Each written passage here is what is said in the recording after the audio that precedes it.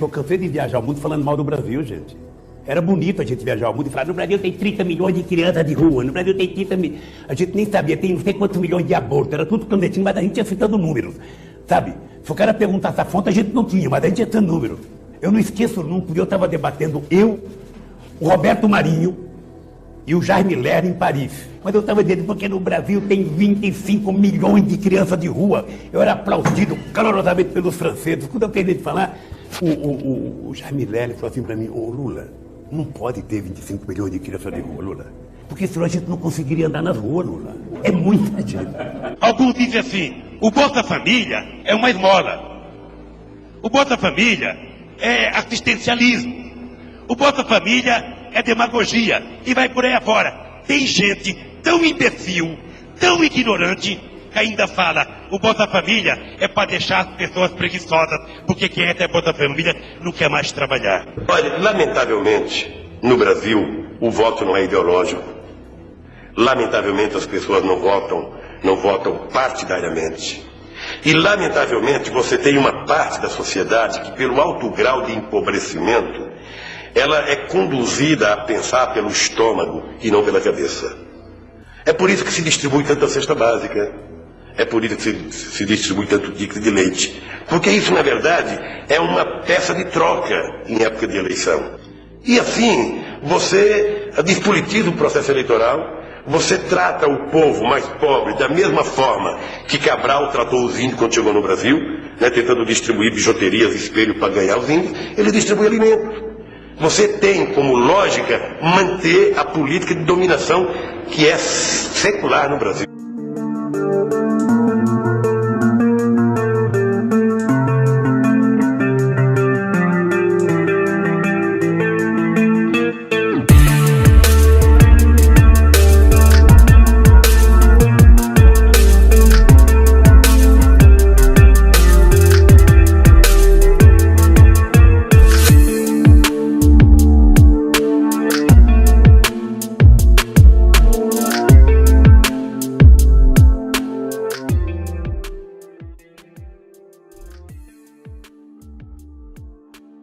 Luiz Inácio da Silva nasceu em Caetés, Pernambuco, em 27 de outubro de 1945.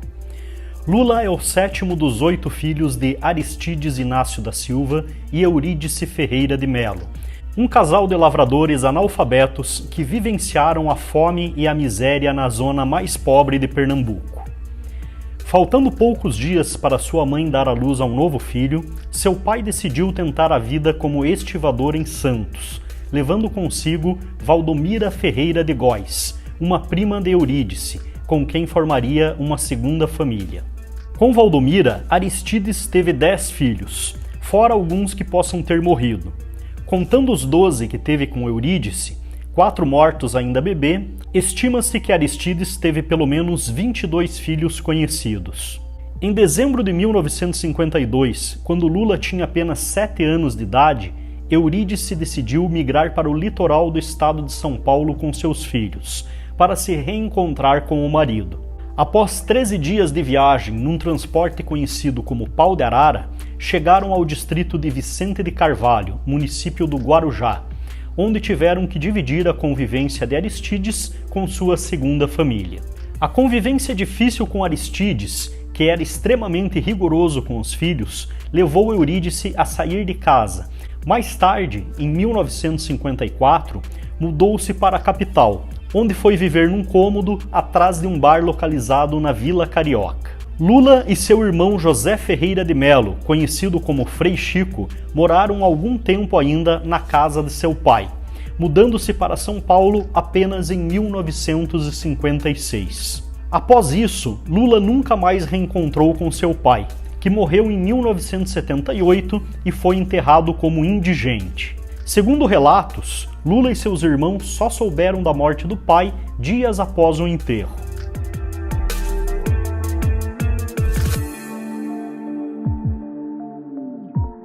Chegando em São Paulo, Lula trabalhou em uma tinturaria, foi engraxate e auxiliar de escritório. Em 1961, iniciou o curso de tornearia mecânica no Senai e foi trabalhar em uma siderúrgica que produzia parafusos. Foi ali que, em 1964, aos 19 anos, teve o dedo esmagado em um torno mecânico, quando, segundo seu relato, o colega com quem dividia a prensa cochilou por causa do excesso de trabalho. Devido ao acidente, ganhou uma indenização de 350 mil cruzeiros, que utilizou para comprar móveis para sua mãe e um terreno. Em seguida, Lula trabalhou por 6 meses como aprendiz do Senai na Fries Moldcar, mas foi demitido por se recusar a trabalhar aos sábados. No ano de 1965, ficou muito tempo desempregado, sobrevivendo de trabalhos eventuais. Em 1966, foi admitido nas Indústrias Vilares, uma grande empresa metalúrgica de São Bernardo do Campo, no ABC paulista. É nesse momento que começa a sua atuação sindical, que meio por acaso acabou conduzindo-o para a política. Segundo seus próprios relatos, nessa época ele só queria saber de bailes e futebol. Mas seu irmão, Frei Chico, que já atuava com o Partido Comunista Brasileiro, indicou Lula para fazer parte da diretoria do Sindicato dos Metalúrgicos de São Bernardo e Diadema. Eu trabalhei com Lula na Vilares, em São Bernardo do Campo. E eu já era militante. Eu comecei a militar no movimento sindical metalúrgico de São Paulo.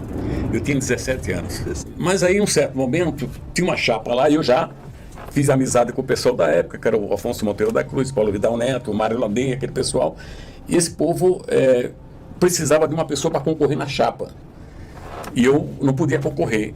Aí eles pediram para mim se eu não podia indicar uma pessoa para a chapa. É lógico, eu falei, vou atrás do meu irmão. E aí o Lula foi pro sindicato, depois de muito conversar, ele entrou do seu sindicato e foi concorrer na chapa lá com os meninos. Isso aconteceu em 1969. Lula achava que era uma perda de tempo, mas aceitou. Pouco mais de 5 anos depois, ele se tornara presidente do sindicato.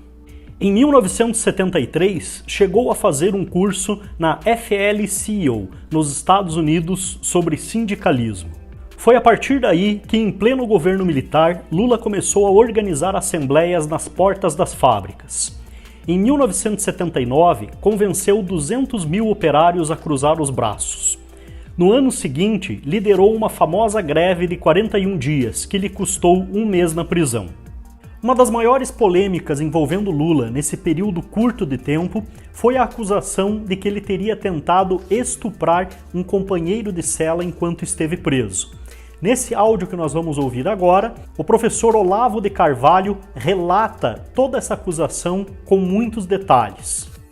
Agora, esse dia também falando aí, né, em Brasil, saiu hoje esse artigo do César Benjamin, que se chama Por que Agora? Eu acho que essa história do estupro que aparentemente o Lula tentou cometer num companheiro de cela nos anos 70, e do qual ele se gabou aí em 94, numa conversa que estava César Benjamin, estava lá Silvio Temer, mas não sei quem, o Lula então se gabando de que é um negócio incrível. Ele disse, eu não aguentaria ficar muito tempo na cadeia porque eu não aguento ficar sem buceta.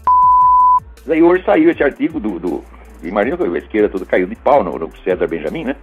Todos tentando, quais são os verdadeiros motivos, tentando sondar motivos sórdidos dele ter denunciado essa coisa. Olha, eu da minha parte eu perguntei o seguinte, se eu não vi essa conversa em 93, o Lula depois disso foi candidato em 3 eleições e ganhou 2. Por que não falou antes? Quer dizer, o César Benjamin é muito culpado, porque se ele tivesse divulgado isto em tempo, Lula jamais teria sido eleito em 2002 e 2006, mas nunca. Essas acusações surgiram apenas 30 anos depois do fato supostamente ter ocorrido, ou seja, em 2009. Então, isso na época não causou nenhum problema para que Lula acabasse ganhando um grande destaque na mídia. Com a projeção que ele recebeu devido às greves que organizou, ele resolveu montar o Partido dos Trabalhadores, uma agremiação esquerdista que tinha o objetivo de implantar o socialismo ou o comunismo no Brasil e que tinha como mote "Trabalhador vota em trabalhador". O PT conseguiu reunir em um mesmo partido sindicalistas, alguns movimentos da Igreja Católica, artistas e intelectuais. Em 1982, teve a sua estreia nas urnas de forma muito modesta, conseguindo apenas uma prefeitura, 8 deputados federais, 12 estaduais e 78 vereadores. Lula concorreu ao governo de São Paulo, ficando na última colocação com 1.144.648 votos. Em 1984, Lula já era um político de destaque no país, apesar de ainda não ter tido sucesso na política como candidato. Foi então que, junto com Tancredo Neves, Franco Montoro e Leonel Brizola, subiu aos palanques das Diretas Já, o movimento que pedia eleições diretas e o fim do governo militar no país.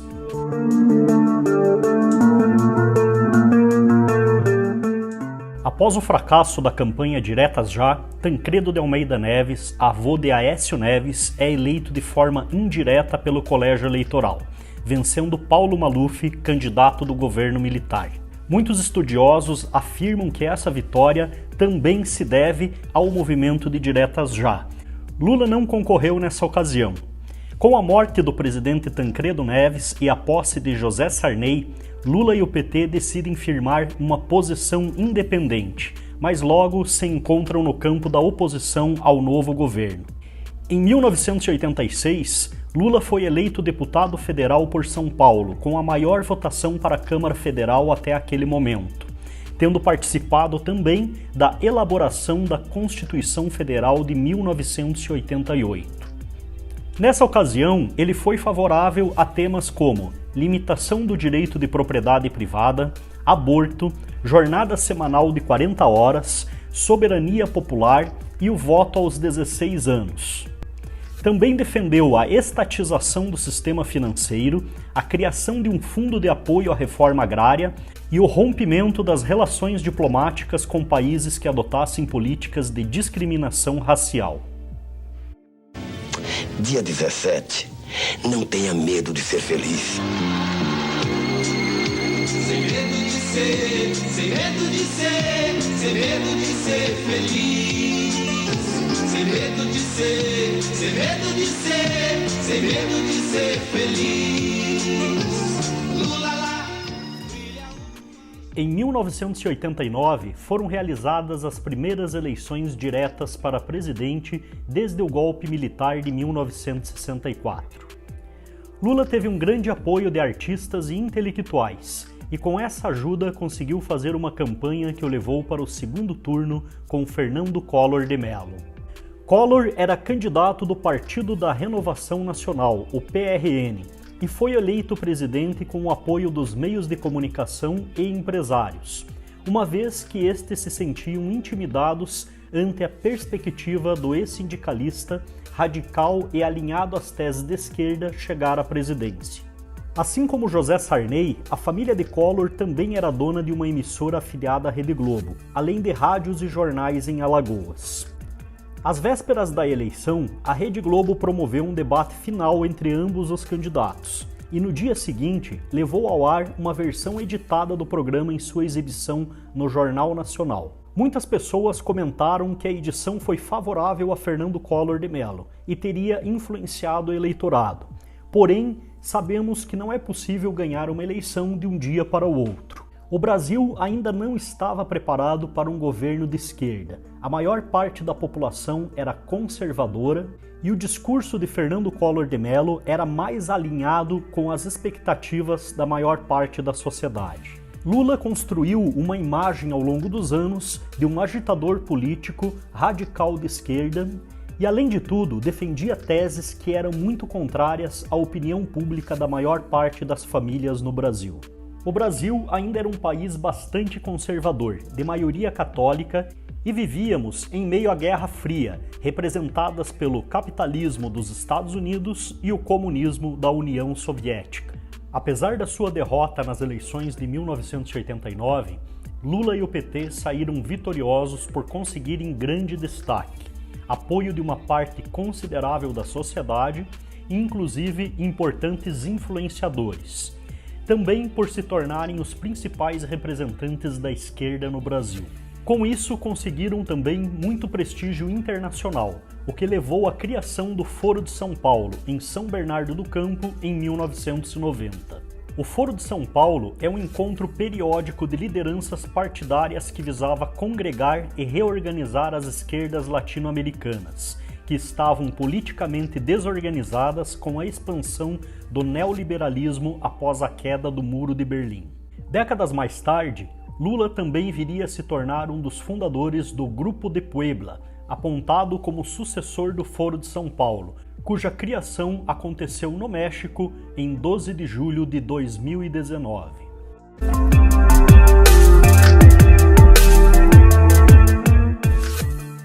Itamar Franco, o copiloto que assumiu em plena tempestade, levou o Brasil a um porto mais seguro. Passa o comando para um aliado, coisa rara na história do Brasil. No Brasil do Itamar, os candidatos a presidente foram muitos, mas a maioria dos eleitores se dividiu entre duas biografias escritas em duros tempos de resistência democrática. Lula Brasil, muda já, todos queremos o Lula lá. Lula Brasil, muda já, todos queremos o Lula lá. Levanta a mão, levanta a mão. Fernando Henrique é o Brasil que vai vencer. O candidato que inventou o real pregou também o sonho. Um país mais otimista, justo e desenvolvido. Em estilo JK, a mão apontando metas para um futuro enluarado. Lula não acreditou no real. Tinha fé nos 4 anos de caravana da cidadania, de pé na estrada. Graças ao sucesso do Plano Real implantado no governo de Itamar Franco pelo então ministro da Fazenda, Fernando Henrique Cardoso, Lula perdeu as eleições de 1994 e depois de 1998. Mas Lula e PT saíram vitoriosos, porque, apesar de tudo, se tornaram o principal partido de esquerda no Brasil. Além disso, contavam também com o apoio de artistas, intelectuais e dos países que compunham o Foro de São Paulo. O objetivo de eleger Lula presidente já ultrapassava fronteiras. Esse era o desejo de toda a esquerda da América Latina. E isso pode explicar também todo o investimento que foi feito pelo governo do Lula posteriormente, quando ele foi eleito, nesses mesmos países aliados. Porém, o segundo governo de Fernando Henrique não foi tão próspero quanto o primeiro. Fatores externos como crises internacionais que afetam diretamente a economia do Brasil e até mesmo a declaração de moratória da Rússia, que estava falida após o final da União Soviética, fizeram com que o real tivesse uma intensa especulação e a sua desvalorização se tornou incontrolável. Somando-se a esses fatores, ainda existia um problema de deficiências administrativas no governo FHC, como por exemplo o grande apagão de 2001 e o pequeno crescimento econômico, pois a população já estava acostumada com os números do mandato anterior. Todos esses fatores levaram a um desgaste de Fernando Henrique Cardoso, que também não poderia mais se reeleger, mas não conseguiu eleger um sucessor. Nas eleições de 2002, o ex-ministro da Saúde José Serra não conseguiu vencer Lula. Então, o PT finalmente chega ao poder, como era o objetivo do Foro de São Paulo. Assim, em janeiro de 2003, Luiz Inácio Lula da Silva recebe a faixa presidencial de seu antigo companheiro Fernando Henrique Cardoso.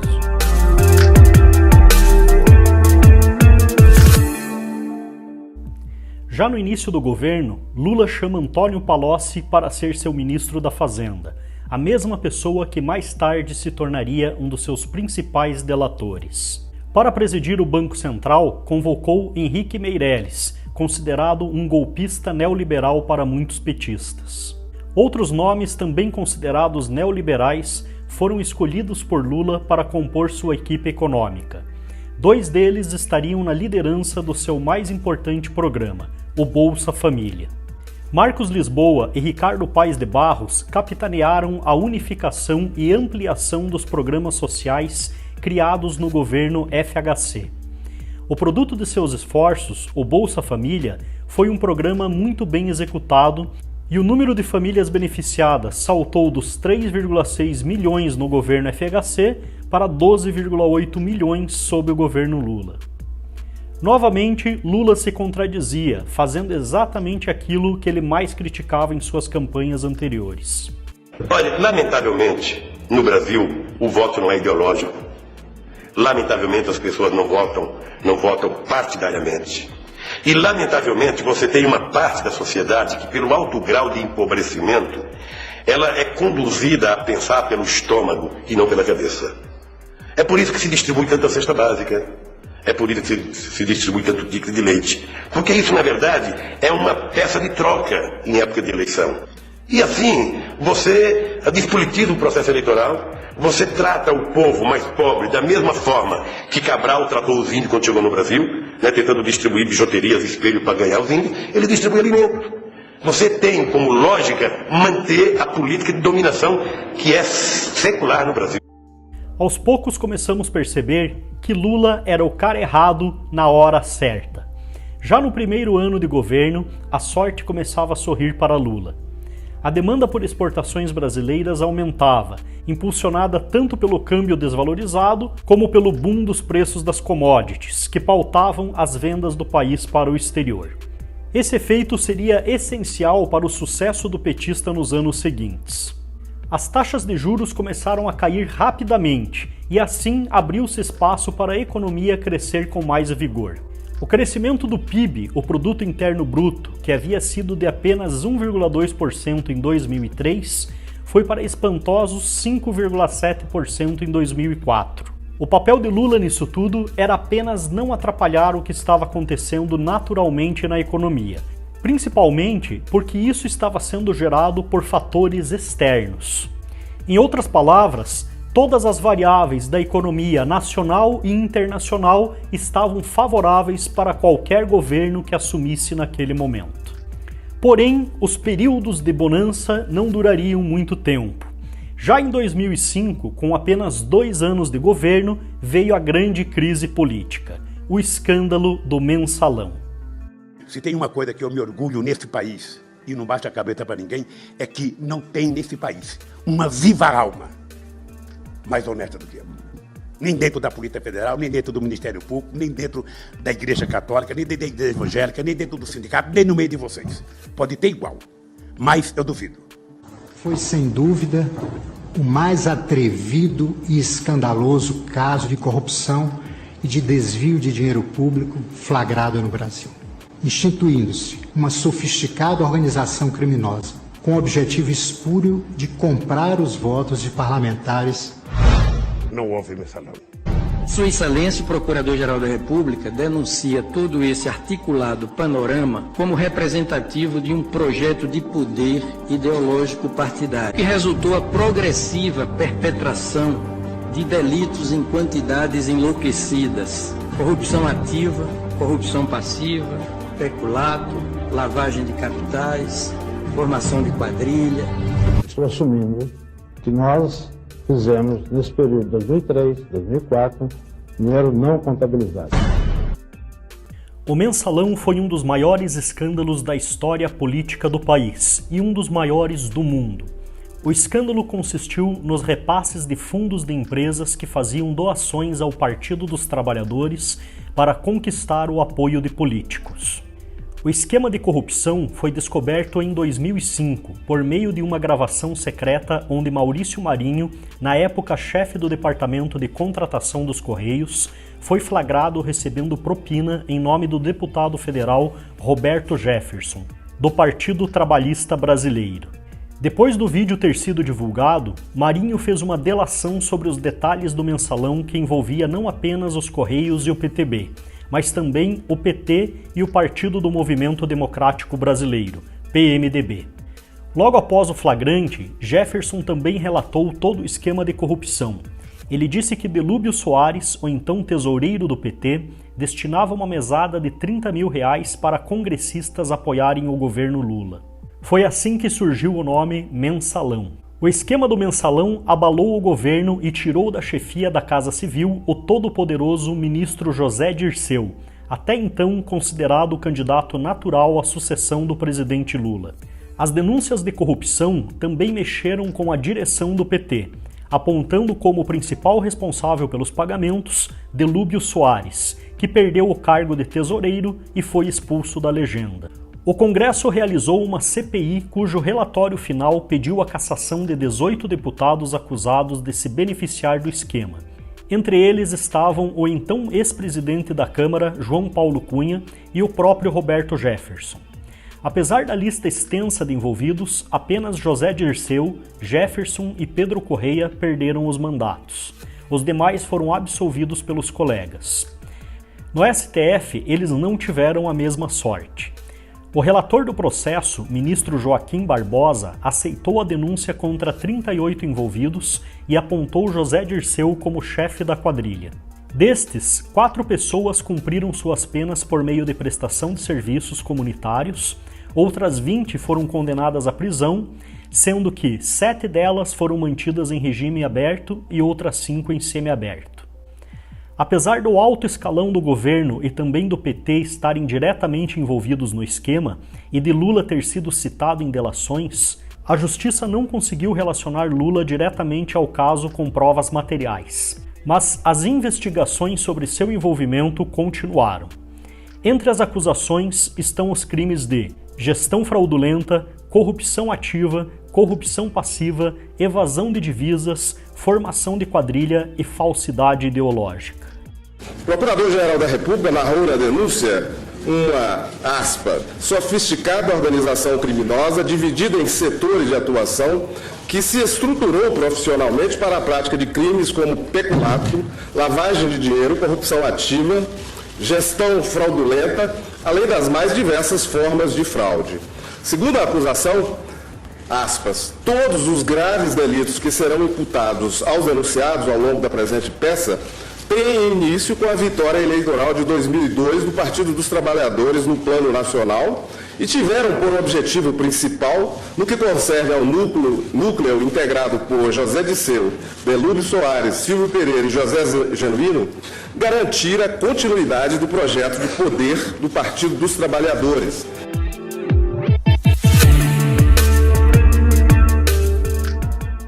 A partir do início de 2016, a vida de Lula se tornou bem conturbada, com investigações por acusações dos crimes de lavagem de dinheiro, falsidade ideológica e ocultação de patrimônio. Lula é réu em 10 ações penais, algumas das quais estão no âmbito da Operação Lava Jato. Em janeiro de 2016, o Ministério Público de São Paulo considerou ter obtido indícios suficientes para denunciar o ex-presidente Lula pelo crime de lavagem de dinheiro.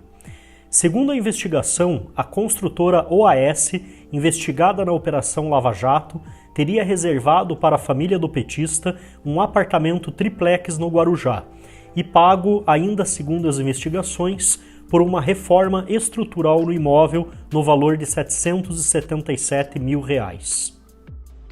A lista de mutuários da Cooperativa Habitacional dos Bancários de São Paulo tem um nome ilustre, o do presidente da República. Um apartamento triplex do presidente Lula está entre as obras não entregues pela Bancorp.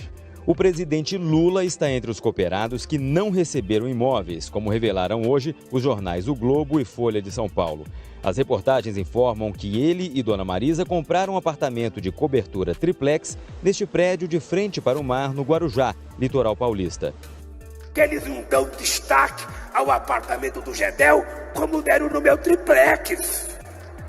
Não deram. Em fevereiro do mesmo ano, o então juiz Sérgio Moro autorizou a abertura de inquérito para que a Polícia Federal investigasse o sítio Santa Bárbara, em Atibaia. Esse sítio era utilizado frequentemente pela família do Lula e também teria sido reformado em 2011. Segundo a revista Época, entre 2012 a 2015, Lula e a família viajaram 111 vezes ao sítio, que tem 173 mil metros quadrados, lago, piscina e uma ampla residência. No sítio existiam até mesmo pedalinhos com os nomes dos netos de Lula. O Ministério Público Federal suspeita que as empreiteiras OAS e Odebrecht tenham realizado obras na propriedade rural como compensação por contratos com o governo. Segundo a investigação, a reforma teria custado aproximadamente R$ 500 mil. De acordo com provas colhidas, a empreiteira OAS pagou em dinheiro vivo os móveis, os eletrodomésticos da cozinha e da área de serviço do sítio. O último dia, penúltimo dia, dia 30, se eu não me engano, foi penúltimo dia de governo do Lula. De governo, de mandato dele, do último mandato. Eu tive com ele. Lá em sempre no Palácio Planalto.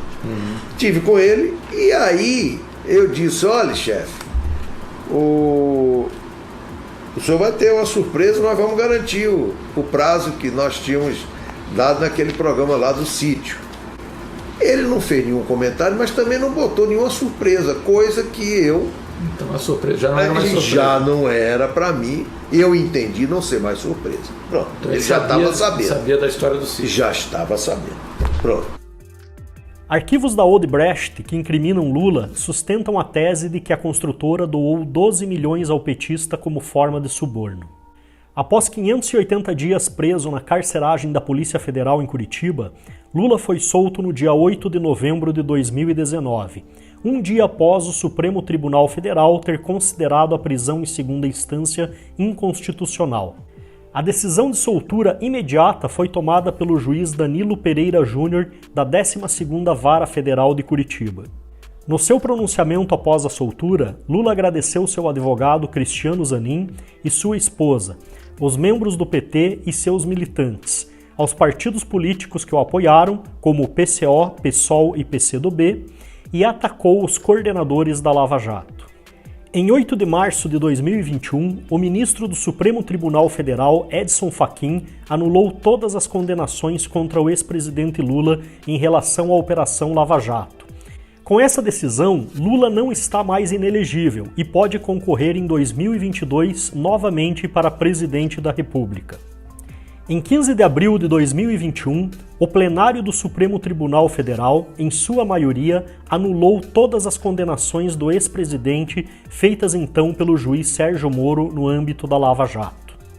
O resultado foi de 8-3, a favor de confirmar a decisão do ministro Edson Fachin, proferida em 8 de março. Votaram pela anulação os ministros indicados pelo PT, Ricardo Lewandowski, Dias Toffoli, Rosa Weber, Carmen Lúcia, Edson Fachin e Luiz Roberto Barroso, e também os ministros Gilmar Mendes, indicado por Fernando Henrique Cardoso, e Alexandre de Moraes, indicado pelo PMDB no governo de Michel Temer. Foram contra a anulação os ministros Cássio Nunes Marques, nomeado por Jair Messias Bolsonaro, Marco Aurélio de Mello, nomeado por Fernando Collor de Mello, e Luiz Fux, nomeado por Dilma Rousseff no governo também do PT. Luiz Inácio Lula da Silva é um dos personagens mais icônicos de toda a história do Brasil e provavelmente do mundo. Como podemos ver, sua história parecia boa demais para ser verdade. Um retirante do Nordeste miserável que chegou na capital com sua família, trabalhou como metalúrgico, virou sindicalista e chegou à presidência da República. Dos 38 presidentes do Brasil até o momento, provavelmente nenhum foi tão popular e nenhum deles também chegou como ele ao fundo do poço. O político de esquerda que chegou ao poder criticando e supostamente combatendo a corrupção acabou sendo acusado de ser o maior chefe de uma organização criminosa e corrupta que já vimos no nosso país. A história do Lula não termina por aqui. Provavelmente nós vamos ter ainda muito para contar. E esse documentário também foi bastante breve, pois nós poderíamos tranquilamente fazer algumas temporadas detalhando tudo o que aconteceu na história desse personagem. Todos os fatos mostrados aqui são baseados tanto em matérias quanto em processos relacionados ao ex-presidente Luiz Inácio Lula da Silva. E o nosso objetivo principal foi, ao longo desses poucos minutos, mostrar os vários lados desse personagem tão intrigante. Espero que vocês tenham gostado, não esqueçam de compartilhar esse vídeo para os amigos, curtir também e, lógico, se inscrever no canal para receber ainda mais vídeos como esse. Abraço e até o próximo vídeo.